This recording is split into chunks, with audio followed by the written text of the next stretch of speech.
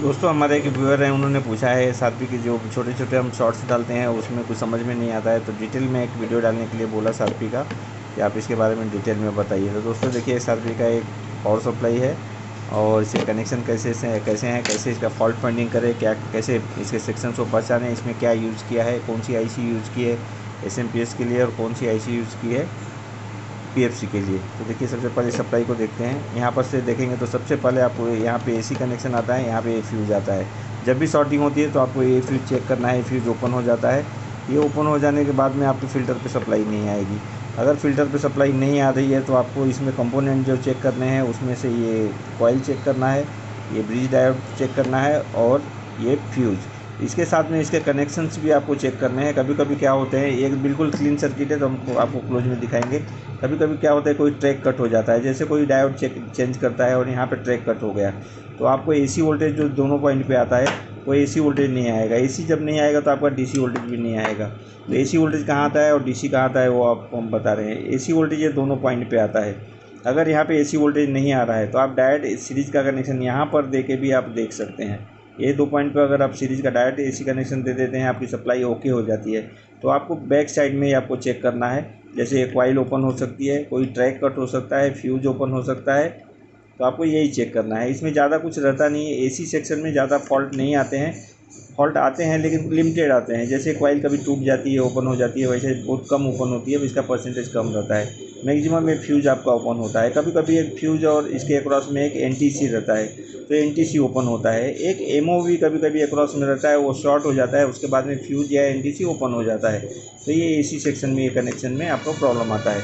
ये आपका डायोड हो गया, ब्रिज डायोड। उसके बाद आपका DC वोल्टेज इसके देखिए, ये पॉइंट और ये पॉइंट पे आता है।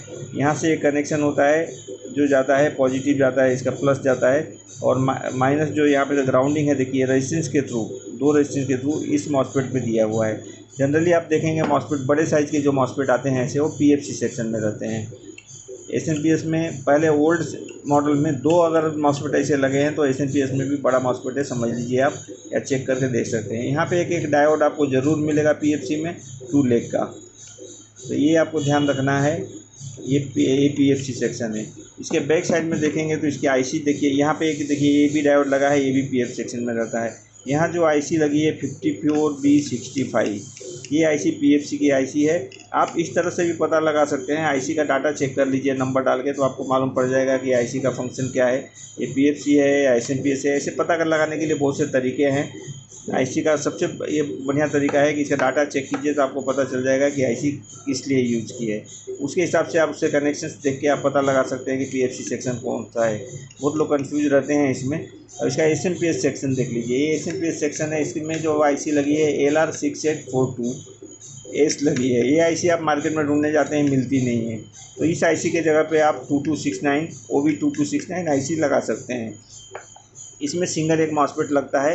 ये 8N65, 9N65, 10N65 या 12N65 आप लगा सकते हैं।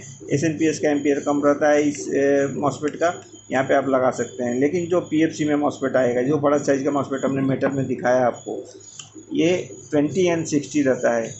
ये 20 एम्पियर के आसपास रहता है। इसमें कभी कभी PVC में भी आता है, PVC में भी लगा सकते हैं आप, लेकिन इसमें जगह दिया नहीं है PVC के लिए। बड़े लेग्स जो दिए हैं दूर दूर दिए हैं, तो सेम मॉसफेट मिल जाते हैं मार्केट में, यही मॉसफेट डालिए। इसमें जो IC यूज़ की है SMPS के लिए, मैंने ये बता दिया आपको। ये PFC सेक्शन हो गया। ये डायोड भी PFC सेक्शन में, ये भी शॉर्ट होता है, इसको भी आपको चेक करना है। और ये जो लगे हैं पीछे, ये मॉसफेट नहीं है, डायोड है दोस्तों। और यहाँ पे ऑटो कपलर लगा है। कोई कोई पूछते हैं कि ब्लिंकिंग हो रही है, 380 भी ब्लिंक हो रहा है सप्लाई, 380 वोल्ट देखिए इस पे आता है। ये ब्लास्टर के लिए कनेक्शन है, ये भी ब्लिंक होता है। और आपका ये आउटपुट भी ब्लिंक हो रहा है 36 और 12 का। तो आपको ये फीडबैक सर्किट ज़रूर चेक करना है। ऑटो कपलर है यहाँ पे, और एक 431 यूज़ होता है। कभी कभी 431 ट्रांजिस्टर टाइप में यूज़ होता है और कभी कभी SMD में यूज़ होता है। इसमें SMD में यूज़ किया है दोस्तों, देखिए ये 431 है। और एक सर्किट जो फीडबैक का जो तैयार होता है आपका SMPS के प्राइमरी में, जो 2 वाइंडिंग रहती है। एक तो चली जाती है मॉसफेट के लिए, सप्लाई के लिए। दूसरी जो वाइंडिंग होती है वहाँ पे देखिए रेजिस्टेंस लगा के और डायोड लगा के ये फीडबैक जाता है।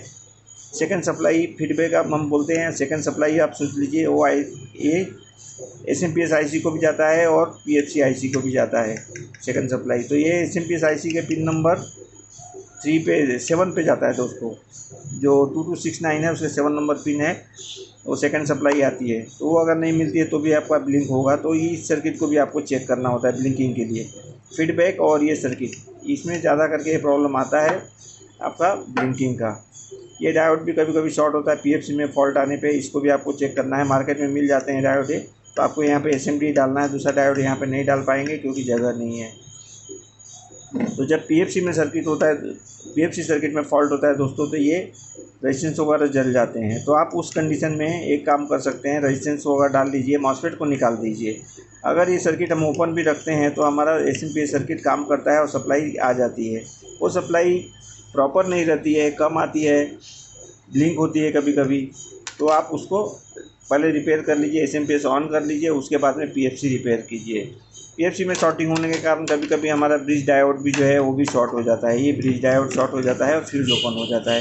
तो इनको आप डाल दीजिए, ग्राउंडिंग का रेजिस्टेंस डाल दीजिए। ये मॉसफेट निकाल के आप रख सकते हैं, उसके बाद सप्लाई ऑन हो जाए। लेकिन 380 आपका उस टाइम पे कम आएगा और ये सप्लाई भी आपकी कम आ सकती है या ब्लिंक हो सकती है। तो आप उसके बाद में फिर इसका ड्राइव चेक कीजिए। इसका जो ड्राइव आएगा सेंस पिन पे 10 से 15 वोल्ट के बीच में आता है, तो उसको चेक कीजिए, उसके बाद में मॉसफेट डालिए। ड्राइव नहीं आ रहा है तो आप मॉसफेट ज़रूर ना डालें, नहीं तो आपका मॉसफेट डैमेज हो जाएगा या नहीं वर्क करेगा। फर्स्ट ड्राइव चेक कीजिए। जब मॉसफेट हम डाल देते हैं तो ड्राइव नहीं दिखाता है, इसलिए मॉसफेट ना डालें, पहले ड्राइव चेक करके प्रॉपर तो ही मॉसफेट डालें। तो दोस्तों आज की वीडियो में इतना ही। पसंद आए तो लाइक कीजिए, शेयर कीजिए, और स्पेयर संबंधित अगर आपको कोई जानकारी चाहिए या स्पेयर चाहिए तो आप ज़रूर संपर्क करें हमसे, हम आपको ज़रूर प्रोवाइड करेंगे। धन्यवाद।